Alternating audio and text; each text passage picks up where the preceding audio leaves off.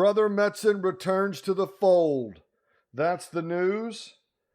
And we are very glad to have him back, maybe.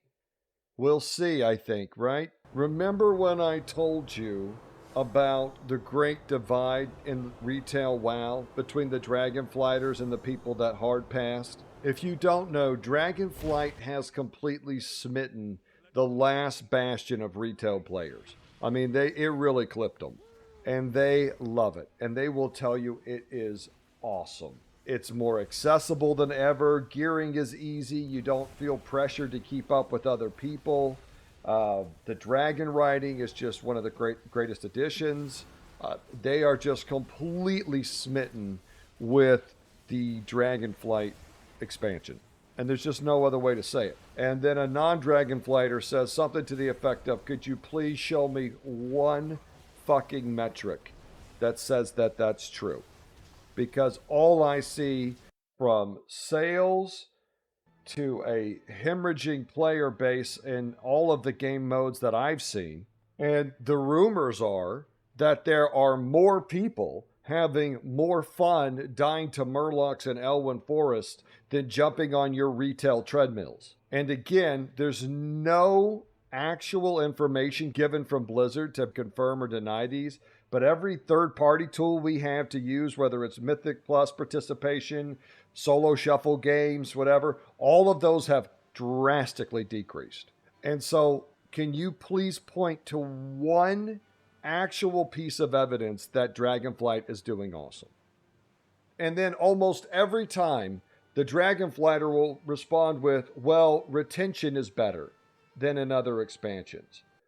And what they're saying there is they're repeating this line from this IGN article where an Activision Blizzard employee said that post-launch subscriber retention was stronger than in recent expansions. A few things that gets left out of this every time it gets quoted. First off, it was made on February 6th about an expansion that launched on November 28th. So I don't know if comparing retention to other expansions 2.5 months, what is that, 2 months, 2.5 months into the launch is actually a real good time to be talking about retention. I'd be very interested to see if they'll make the same claim today. Maybe they would. Will someone see if they'll make that retention claim now? Maybe they are. I mean, I don't know. But I don't want to just assume that they're telling me the truth about this. And I don't think that 2.5 months in is a great time to be bragging about retention. Especially when, and this is something the Dragonflighters leave off, this expansion has had more patches, reworks, it's had a new race, a new class, it's been super easy to gear. They're trying to make it so that every race can be every class. All of that shit, and it still won't put out. I cannot find any metric anywhere that shows me that there's great retention happening in Dragonflight. If someone would please link it in the comments, I would just be so grateful. Because it's been made on every forum post and subreddit article I can find. The Dragonflighters come in and say, well, retention is higher. Retention is higher. It's like their crusade anthem. I just don't see it. And maybe that's true. Maybe retention is just phenomenally better than all the other expansions. I mean, but to my argument is it better be. For the amount of work that they've put into Dragonflight, Dragonflight has received more work and more changes than, a couple expansions combined. And so this retention claim is very fascinating because it keeps getting pitched as this silver lining, but I can't find any evidence to back it up. And what do you do when, a game is doing awesome and being awesome like Dragonflight? Well, of course, you fire the executive creative director and get a new one. And so here comes Brother Metzen to right the ship. I think that's what we can all agree this guy's being hired to do. They're going to trim a bunch of fat off of the books. And by fat, I mean employees that they deem now worthless and not good for the merger with Microsoft, right? Because we're trying to look like a tasty treat for Microsoft right now. So we're going to trim a lot of the unnecessary fat, and the shit that's not producing is going to get re-scrambled. And now we can tell Microsoft, hey, look, the ship's not going so well, but we've got a plan to fix it. And this is their plan to fix it. We're going to bring Brother Metzen back. The interesting thing about righting a ship, have you guys ever heard that? What's that quote? If a ship doesn't know to which port it's sailing, no wind is favorable. I don't know which direction we're heading, so I don't really know how to feel about it.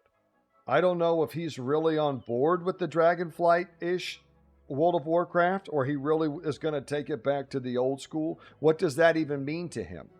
You know, there's people that are like, this is a win, this is a loss. I don't know. I guess for me, I'm just going to have to wait and see, because again, the community doesn't even agree on the direction of the game. But he's going to have to pick a direction. You can already hear them telling us, we're going to listen to the community feedback. But which community? Because the Dragonflighters are going to tell you to keep at it. Keep it coming. Bring on the new zones, the new factions, the new season of Mythic Plus, the new raid, a race to world first. Bring on the currencies, the split runs, and the alts, and we'll just keep doing it over and over and over. Keep going just like Dragonflight, because Dragonflight is a huge step in the right direction, and Dragonflight is awesome. And there are many people, including some popular YouTubers and streamers, that think this way. The ironic part of these communities to me is that they always talk about that the people that disagree with them are just a loud, vocal minority. But the reality may be that the Dragonflight lovers are actually the very, very, very vocal minority. Seems to me like there's millions of former WoW players who no longer want anything to do with the it's a good way to say this, to not ping people up. With the increasingly stimulating gear treadmills you keep pushing out. And I don't think you get to hear a lot from those kind of people. But then Oklahoma came and saved you. And I hold you close to me. Because I love you and you love me. Forever. I think there's a ton of people that aren't going to go write a 16-paragraph forum post on all the fixes that, their class needs, or make a tier list, or this huge video on what's wrong with WoW. I think a lot of people just leave and go play other games. And so I don't think you hear from your community as often as you think you do. There are millions of people that used to play WoW that are sitting on the bench. Why? And that's what I'm saying. You're going to write a ship, but the first question you got to start with, who are they making this game for? Because if you're making it for the Dragonflighters and the people that love Dragonflight, you just need to keep going. They'll tell you, this is a huge step in the right direction. I don't see any metrics that back that up, but only Blizzard really has them. Maybe that's all true. They just won't tell us. I don't know. I would love to see the sub numbers. Can I tell you that? And I have to tell you, I think this is very exciting time for WoW. What pisses me off is I don't think WoW should even have to compete with these other games. I think WoW was such an amazing game. I don't understand. I think one of the most encouraging things to me about this hire is that, to me, it tells them, dude, we're underperforming. I would actually like to hear a Blizzard employee come out and say, actually, Dragonflight's not doing that great, and we need to make some changes. Because you're going to right the ship, but you have to pick a direction. So which way are you headed? This is where I push back on all the people that saying negative things about the game is the worst for the game. Okay? Under no circumstances is that at all true. These numbers that I see are completely unacceptable, because WoW is awesome. It is without peer amongst most MMOs. I mean, the last competitor, New World, launched without fucking swim animations. Hundreds of millions of dollars on a pirate game that doesn't even launch with swim animations. That's your competition. You should be eating people for lunch. Plus, you've got an awesome opportunity. I think this could be a new era for WoW to thrive. You come under the Microsoft wing. You've got plenty of money for development under the Microsoft brand, right? On top of that, what do I always tell you this game needs? Because you don't fucking listen to me. That's why you don't know. Well, I tell you, it needs a lot of new players. You know a great place to find a lot of new players looking to play a new game? Right around this neighborhood.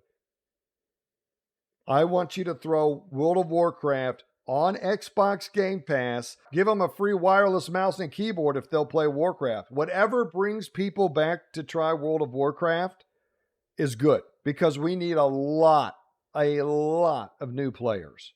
You need a huge community, and from that huge community, sections of people will branch off to do your, whatever, PvP, Mythic Plus. But the big part is you need a huge, awesome community. That's what you want. That's who you're going to make a lot of money off of. And this is a conduit to a whole bunch of new people. Now, my only suggestion is don't put Warcraft on Game Pass during Dragonflight. I don't think Dragonflight is actually that great of an expansion, and I don't want people to come try WoW, play Dragonflight, and then pass and not come back. So I think I would wait and then throw it on for the next expansion, since we're going to hear about it very soon. I think it would be awesome if you had Game Pass, you got access to the next expansion. And that was just your membership was rolled into the Xbox Game Pass. I think that would be so fucking good for World of Warcraft. I hope they do it. And just know, if any of you, whichever exec pulls this off, I'm going to smack you on your sweet, tight little ass. You need a huge injection of new players, and I think this is a massive opportunity to do that. But you only get one shot at a first impression. So I wouldn't do it until the next expansion and I get things tidied up a bit. I actually don't think Dragonflight's that great. I actually think it's a clusterfuck in a lot of ways. It's beautiful. It's very accessible. It does have some great qualities. But people are detached from the world. People are detached from the systems. I mean, there's a whole bunch of problems. The good news is we won't have to wait long to find out what they chose for the next expansion, because it's supposed to be announced here at BlizzCon. So we're going to right the ship, but which way are we headed? And who are we listening to about the direction? Are we going to go into a new adventure back in the actual World of Warcraft? Or do we continue to sail the awesome seas of Dragonflight and retail, where more zones, more factions, more currencies, and more gear treadmills await? Whatever they do, they should definitely put it on Game Pass, I think. But we're all on standby to see which direction they've chosen. And in the meantime, I'll be here to bother you. Stay tuned, family. Oklahoma out.